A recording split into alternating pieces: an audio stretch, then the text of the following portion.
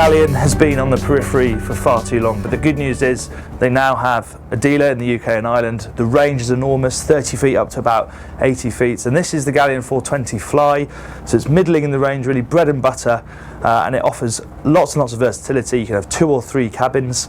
There's about 8 different wood choices up here in the interior, and it goes to the drivetrain as well, where you can have shaft drives, as we have on this boat. You can have IPS, and there's 3 different stern drive options as well. It's been designed by British designer Tony Castro, and it's an exciting time to see where they're at this core part of the market. So let's see what the 420 can do. So as I mentioned, this boat is a shaft drive boat in Volvo Penta D6 435 horsepower flavour. Very sort of traditional option compared to the stern drives and the IPS that's available, but it delivers what you expect. It feels very planted, very solid. It doesn't do anything unexpected really. It's agile enough, it's good enough fun to sort of chuck through the turns, not that you're ever going to really do that, but it can do it if you want to, if you're going through a rough sea. But really it's just very planted and dependable really. Top speed about 30 knots, maybe 32, 33 with a clean hull, but really what you'd expect from a boat of this type. And I've got to say the sweet spot is sort of just over 2,500 RPM, about 20 knots, just over sort of 90 litres an hour. That feels a very comfortable cruising speed, nice and quiet. Feels like you could go on like that for a long time. As for the helm station itself, it's a mixed bag. I like the fact that you have a completely clear one-piece windscreen, so there's no mullion down the middle, although the wiper's obviously struggling to meet the middle at the moment. I like the fact that you can very easily ventilate because you have a window not only on this side, but also a large window on the port side as well.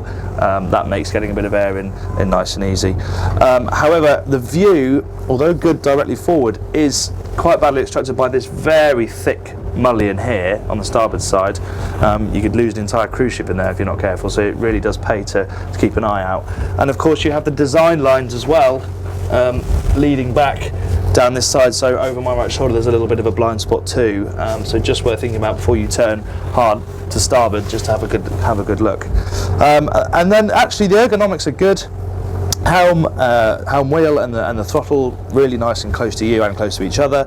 I really like this very simple setup that Galeon has here. Very clear. It's basics like the lighting and pumps and wipers, but it's all clearly labelled. It's not a clunky screen. It really works. But then sort of on the other side they've sort of tucked the VHF all the way down here, which makes it a bit hard to reach.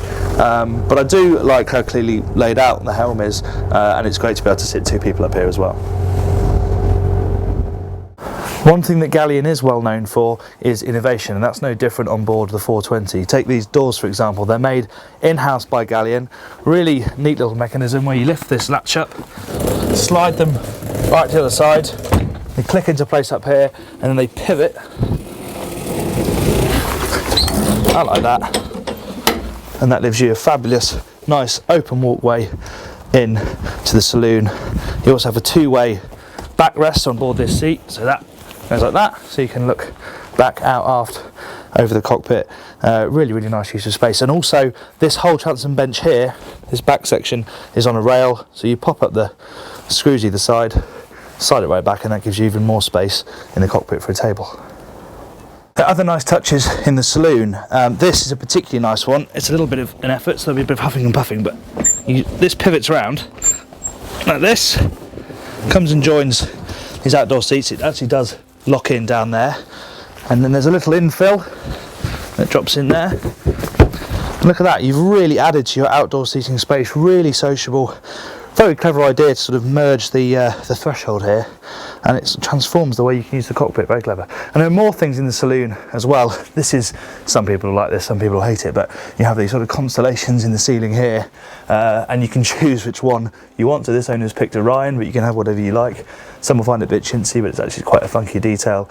And there's lots of customization to do in this boat. 8 different woods, as already mentioned, an almost endless amount of different carpets, colours. This may not be everybody's taste, but you can change it. That's the whole point of this boat. So this is actually a really nice forward master cabin. Some great touches in here, like the strip of glazing that runs right across the ceiling there. Really packs this area with light, and then a nice big long portholes and opening ports either side as well. There's loads of storage in here too.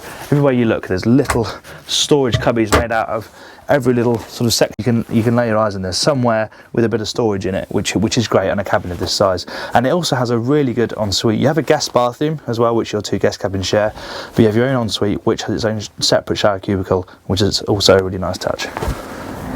It's a pretty simple formula. Up on the flybridge, you've got your wrap of seating after you'd expect, but there's storage under both of the bench seats, which is always good to have. And then you have the central walkway between 2 good-sized bench seats, so you can get 4 people facing forward on passage, which is always nice. And then they've quite smartly split the wet bar. So on this side, you have your sink and a fridge below, and on this side, there's an option to have a grill. Obviously this boat doesn't have it fitted. It would be nice to see some splashes of teak here and there. There's a lot of fiberglass and the table is fiberglass, so some woodwork would cheer it up a bit, but the layout works very well, and they've cleverly made it so that you can extend the base of this to make a sun pad as well, which is good to have. There's a lot to like about the Galeon 420 Fly, especially if you like choice. You can change the layout. You have 3 different choices of drive option. Loads of different wood choices, colour choices. You can really tailor it to your own taste. So if you don't like the look of this one, then I'm sure there's a way that you can spec it so that you do like the look of it. And the staples are really good as well. Excellent storage, some really nice touches that make life easy on board. Very comfortable out on the water, which of course is crucial. And quality wise, it's right up there now. It's probably surpassed the mass produced boats of the French and the Germans, and it's really chasing hard and the Brits and the Italians' heels. I think there'll be a fair few people worrying about this boat.